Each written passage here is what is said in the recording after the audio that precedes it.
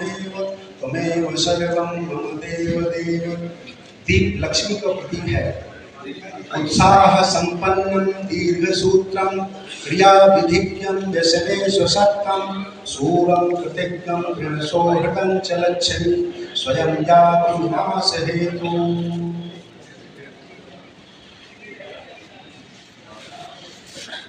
दीप प्रज्वलन का कार्यक्रम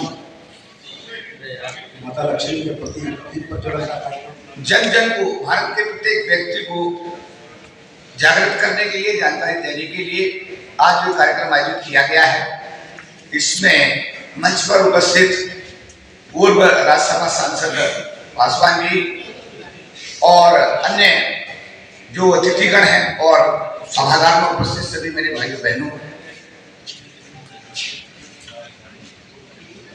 2014 में सरकार का परिवर्तन भारत में हुआ। नरेंद्र मोदी जी को भारत के प्रधानमंत्री के पद पर भारत के प्रत्येक नागरिक की सेवा करने का अवसर मिला, क्योंकि इस एनजीओ का नाम ही प्रधानमंत्री जन कल्याणकारी योजना है। पहले तो हमें प्रधानमंत्री ने 10 साल में जो कल्याणकारी योजना जारी की उनका ज्ञान होना चाहिए। पहली योजना धन जन योजना 15 अगस्त 2014 को प्रधानमंत्री बनने के बाद जारी हुई। गरीब लोगों के बैंक खाते खोले गए, जिससे सरकार का जो भी मदद हो उनके बैंक खाते में जाए और बीच में जो बिचौली सरकार के पैसे का दुरुपयोग कर रहे थे, उस पैसे को जरूरतमंद लोगों के खाते में सीधा पहुंचा दिया जाए। जोरदार ताली बजाइए इस बात के लिए। ये एक बड़ा क्रांतिकारी कदम भारत में पहली बार हुआ।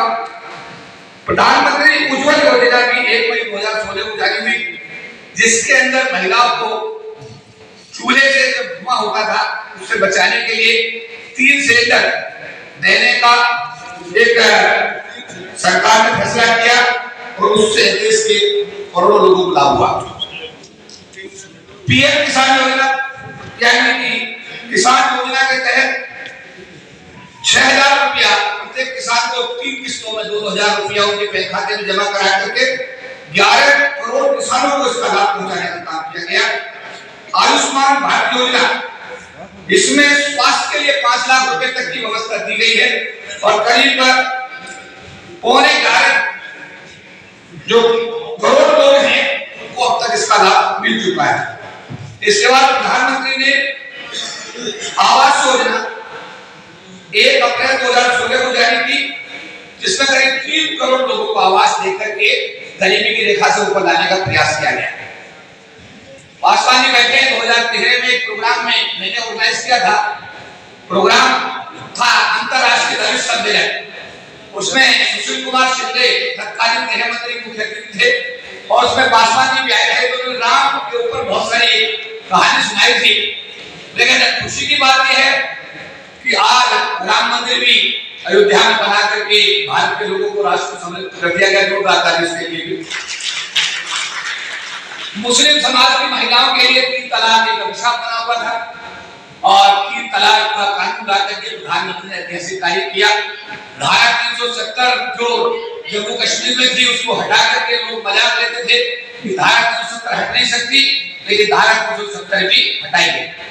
देश का सबसे गरीब तबका जिससे मैं आता हूं, अनुसूचित जाति जनजाति समाज के लिए सबसे पहला काम 2014 में सरकार बनाने के बाद SC/ST एट्रोसिटी एक्ट यानी कि अनुसूचित जाति जनजाति अत्याचार निवारण अधिनियम में संशोधन करके उसको मजबूत बनाने का काम किया।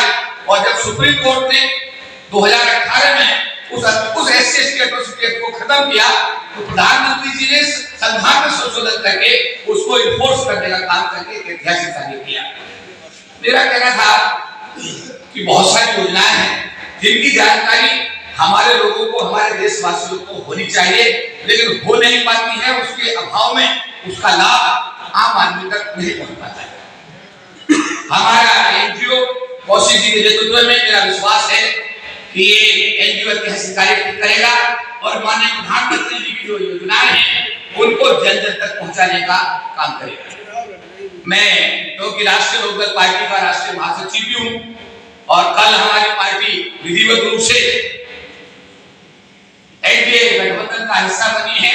कल शाम गृह मंत्री जी और नड्डा साहब जो पार्टी के राष्ट्रीय अध्यक्ष हैं, उनके साथ में जय चौधरी की मुलाकात हुई और आज सुबह सभी समाचार पत्रों में छपा कि अब राष्ट्रीय लोकदल भी एनडीए का यानी कि जनता दल गठबंधन का हिस्सा हो गया है। तो आने वाले दिनों में हम सब मिलकर काम करेंगे, प्रधानमंत्री जी की योजनाओं को जन जन तक पहुंचाने का प्रयास करेंगे और भारत को जैसा प्रधानमंत्री जी का एक सपना है कि विश्व गुरु बना करके एक नई मिसाल कायम करेंगे। आज के इस कार्यक्रम में मुझे बुलाया गया, मुझे बोलने का मौका दिया, मुझे मुख्य अतिथि के रूप में कौशिक साहब का बड़ा प्रेम है, बहुत सारे व्यक्ति हैं, सीधी बातें करते हैं, सिंपल उनका जीवन है। हमारा जब से उनके साथ संपर्क हुआ है, हमारा दोनों का पूरा भाईचारा आत्मीयता के साथ में हम लोग आने वाले समय में मिलकर काम करेंगे। और आज के इस कार्यक्रम में जो भी यहाँ पर उपस्थित हुए हैं गणमान्य हमारे साथी, हमारी बहनें, हमारे भाई बच्चे बड़े और जो अतिथि उपस्थित हुए हैं, मैं आप सभी का आभार और धन्यवाद व्यक्त करता हूँ और आपको आह्वान करता हूँ कि आप दीपक बने, सोर्स बने और प्रधानमंत्री जी जो मेहनत कर रहे हैं उनकी हर योजना का लाभ आम आदमी तक पहुंचाने का संकल्प लें। सभी को जय हिंद और इसके बारे में क्या कुछ कहना चाहेंगे? देखिए, आज का कार्यक्रम प्रधानमंत्री जन कल्याणकारी योजना जागरूकता अभियान के तहत आज आयोजित किया गया है और इसका जो उद्देश्य है वो माननीय प्रधानमंत्री जी द्वारा जो भी योजनाएं पिछले 10 वर्षों में जारी की गई हैं उनको जन जन तक पहुंचाने का जिम्मा इस एनजीओ के द्वारा लिया गया है और इसी कड़ी में आज का ये कार्यक्रम आयोजित हुआ। तो सर किस तरीके से देख रहे हैं, क्योंकि जो गरीब जन कल्याण योजनाएं हैं ऐसे में गरीबों के तक क्या सुविधाएं पहुंच रही है क्या? देखिए, सरकार की कोशिश है, सिस्टम निश्चित रूप से सिस्टम में लैप्सेशन हमेशा रहे हैं और प्रधानमंत्री जी ने उस सिस्टम को दूर करने की कोशिश की है और इस एनजीओ के माध्यम से जो प्रधानमंत्री जी की योजना है हम भी कोशिश करेंगे कि वो जन जन तक पहुंचे और प्रधानमंत्री योजनाओं का लाभ अंतिम व्यक्ति तक भारत में पहुंचे। पारदर्शिता एक बड़ा मुद्दा रहा है देश में, किसी भी योजना में पारदर्शिता एक बड़ा मुद्दा रहा है कि आम जनता कैसे पहुंचे। अगर हम योजना लागू कर देते हैं ठीक है पूरे देश के लिए, लेकिन वहाँ 10% लोग तो वो नहीं पहुंचे तो मतलब हम नाकामयाब है, वहाँ फेल कर गए।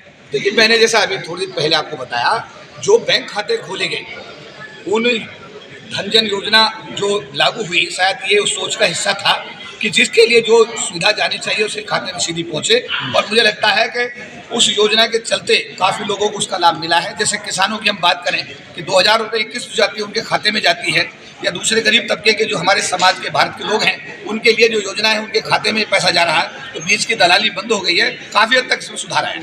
सर, मेरा एक सवाल है, ये जो क्रियाकलाप आप शुरू करने जा रहे हैं आपको क्या लगता है किस तरह की बाधाएं आने वाली हैं? मुझे देखिए ऐसा है कि देश का सिस्टम निश्चित रूप से पुरानी आदत लोगों को पड़ गई है और गरीबों का हक खाना भारत में काम बात है और जब उनके रास्ते में कोई भी संगठन या कोई भी एनजीओ या कोई भी सरकार की नीति आती है तो उनको दुख होता है, लेकिन ऐसी कोई बात नहीं है। प्रधानमंत्री की जो सोच है वो बड़ी प्रबल सोच है और वो बड़ी इच्छा शक्ति के स्वामी है और उनके सामने देश में एक अच्छा माहौल बनता जा रहा है और मुझे लगता है कि काफ़ी हद तक इन सब चीज़ों में सुधार आया है और आने वाले दिनों में हम सब और सुधार देखने को हमको मिलेगा। मुझे एक सवाल ये है सर कि जिस तरह से आप पीछे अभी कुछ दिन पीछे संविधान और SC/ST को लेकर मुद्दे उठाते थे, क्या अब भी उनके मुद्दे उठाएंगे? मैं कल 6 तारीख को मैं बुलंदशहर में हूँ, वहाँ पर संविधान के विषय में जागरूकता अभियान मुझे मुख्य अतिथि बनाया गया है। 10 तारीख को बाबा साहब अम्बेडकर का स्टैचू का जाडौल बुलंदशहर में उद्घाटन हो रहा है, उसमें भी मुझे वहाँ पर बुलाया गया है। तो मूल उद्देश्य मेरा यही है जो अभी आपने कहा कि देश का सबसे गरीब तबका जिसे अनुसूचित जाति जनजाति समाज से मैं आता हूँ, उसके साथ इस देश में 2 तरह से अन्याय होता है, आर्थिक आधार पर और जातीयता के आधार पर, सामाजिक आधार पर। और मेरा उद्देश्य यही है कि ये जो भेदभाव है खत्म होना चाहिए और देश का जो मूल निवासी है, जो आदिवासी है, जो शेड्यूल ट्राइब है, देश की 1/4 आबादी वाला समाज है, भारत की मूलधारा में आना चाहिए, राष्ट्रीय मूलधारा में आना चाहिए।